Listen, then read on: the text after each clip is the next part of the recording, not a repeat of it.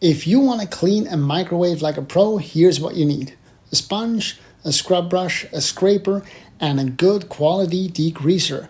I like using the Dawn Professional.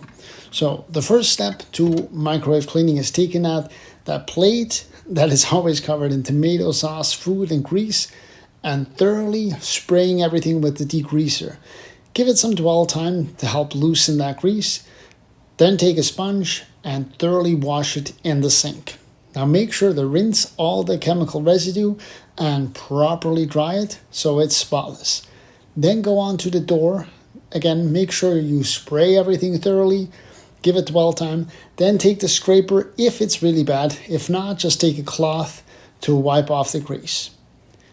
Make sure to buff everything out again and get rid of that residue.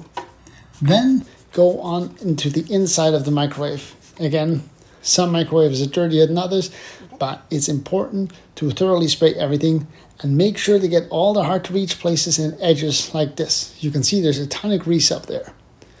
Then what you're going to go ahead and do is use that scrub brush. This brush is great for the hard to reach places. As you can see here, you can get into all the little spots with this. And it's also good to knock down any stuck on food. It's always great for that. Then take a sponge, again with the degreaser, and start washing the entire inside of the microwave. Then take a cloth and dry everything down. Make sure to buff it out. The final step is taking lemon in some water, heat it up for 5 to 7 minutes until it's nice and steamy like you can see here, and then go ahead with a microfiber cloth. It'll smell clean.